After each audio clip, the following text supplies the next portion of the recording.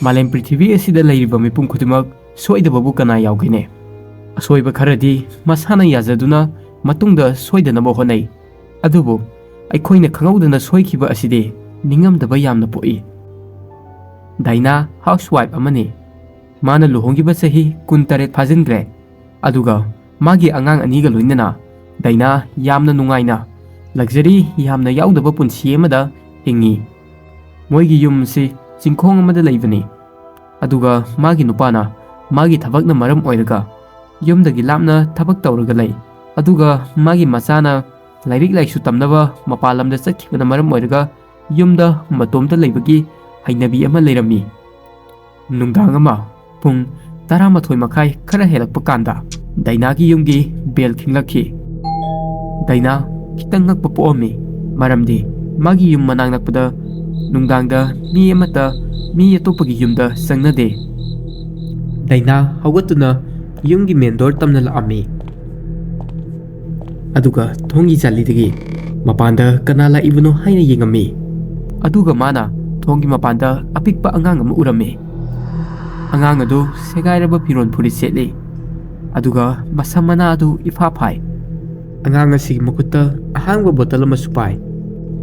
Dainana athengba ahing asida apikpa angang amana magi yumda lakpasida kitang dinga ammi. Dainana angang aduda hanglami. Nang kanano aduga athengba ahing sida agi yumda kaidoba laibano.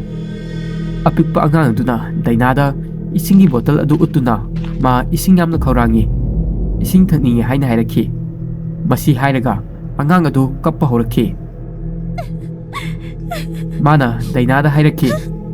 Mana ayuktagi ising marik ama fawa thalaktri haina hai. Apikpa angang amana kappa uraga Daina nungaitaba poklami. Mana thong adu khara hangdoktuna angang adudagi bottle adu lauduna ngairammu haina haiduna imungda ising hanabagidamak changki. Matam khara leiraga Daina ising bottle puraga amuk tholakpadadi mapanda kanasu leiramdre. Dainana thong adu hangdoktuna mapanda thokla aduna mapandaga leibra haina su yengi. Adubu mana angang adubu uba kauba leiramde. Dainana isingi bottle adu thongi mapanda thamlamduna yumgi manungda sanglaami. Mana angang adu ngaiba ngamdaduna chatlamani haina khalli. Aduga mana magi kada sangduna phabungda kakhatuna tumlami. Ahing asi hena thengjilammi. Aduga singkhong maya aduda kanagumba amatagi makhon amata tadre. Daina gyan tana tummi. Adubo mana yawonbada magi makhong aduda kanagumba amada thengjilammi. Mana mami pangtholakpadadi ma khangklek khangi. Magi nakanda nasagi firon segaiba setpa masam phabi apikpa angang adu hiptuna leirami. Angang aduna Dainabu uraga nokpa horakhi. Masi uraga Daina ngakpana loire. Mana pakhatpadagi kanna lauraduna phabungdagi haugalakhi. Mana lauba adu targa angang adu haugatuna chenkhi. Aduga kitchen lomda chelsinkhirami. Daina angang aduda yamna sauningami. Angang aduna permission amata lawdabi yum aduda hekta changakpa yabra haina Dainana sauna. Angang adugi tung inaraktuna kitchen lomda changsilai. Adubu mafam aduda kanasu leiramde. Dainana nupi masa adu sakhunggi mafam amada lolamagani haibagi wakhalga loinana tapna tapna sakhunggi upugi thongsing adu hangdoktuna check tawba horakhi. Adubu upudasu leiramde. Daina tawribasi karino haiba khanglamde. Adubu hojik tholakadawriba thawdo asigi matangdadi kem khangjaba nate. Khangaudana sakhunggi mai adu khappa horakhi. Aduga sakhunggi upu pumba thong hangdok hajin tawba horakhi. Upu nengmana maram oiraga upu manungda thamlamba plate sing adu makhada tarakhi. Thang amadi paikhallaktuna Daina lomda paihilai. Adubu Daina dadi panma phawdi palaudre. Daina ngakpana khamthengkre. Aduga tumina leptuna mamangda thokliba angakpa thawdoksing adu yengduna lei. Mikup khara leiraga upu hangdok hajin sanaramba adu lepkhre. Adubu yumgi mai adudi hojik phawba khaptuna leiri. Nakanduna chakhumgi singdagi amuba machugi isingju pipe-tugi mathakta chengkhalakhi. Tanja asida Dainana magi maningda apikpa angang aduna nokpagi makhon tarammi. Mana onthorokpadidi nupi macha ado Dainagi akiba mawong adu uraga yamna kanna noktuna lerammi.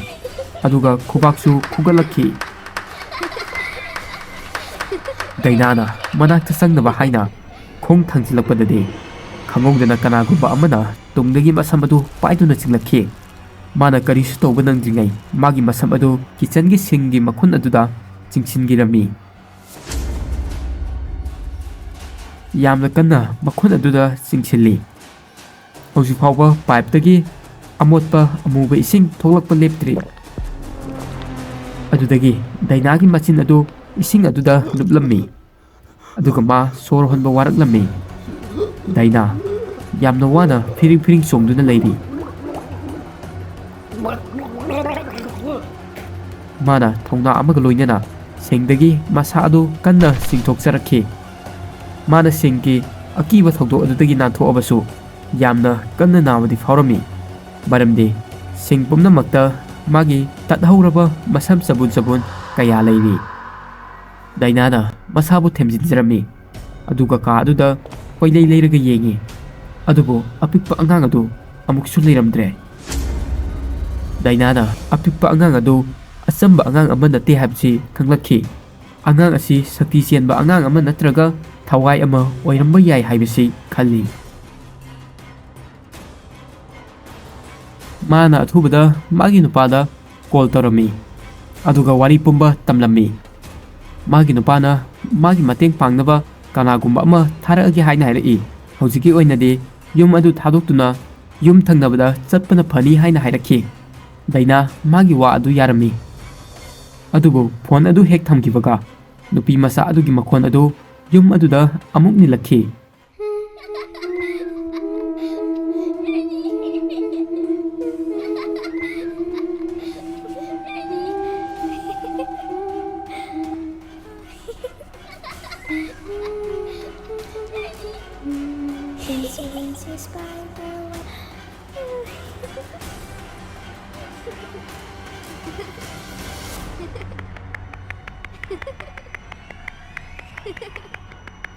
Khangawdana nupi macha adu Dainagi mangda changsilaklami. Aduga makhori saram adu metpa horakhi. Tanja asida Dainagi thongi bel khimlakhi. Aduga thongda kanna thimba horakhi. Magi yum thangnaba sing adu mana lawba adu taraga mayum aduda laknare. Aduga nupi macha adudi hauji phawba Dainagi makhori metli. Adubu masing yamlaba yum thangnaba singduna thong adu namkhairaklammi. Aduga yumda makhoi khudimak changlakami. Aduga mayamna Dainagi makhorida angangba maram ama taba adu urammi. Daina lokanna khori. Apikpa angang adu yum thangnaba singna lakpada kataidno ama mangkhre. Dainagi yumlo naba singna mangonda ising pithaami. Aduga masa adu ithahalami. Nungdang adudagi hapta kharagi mamangda Daina amadi magi imung manung holda film yengba chatlami. Chana Dainagi makhongna lambida taduna leiba sanagi khudop amada netlammi. Adu khudoptu Dainana yumda purakhi. Dainana mathangi ayukta khudop adu makhuttagi mangduna leiramba thengnakhi.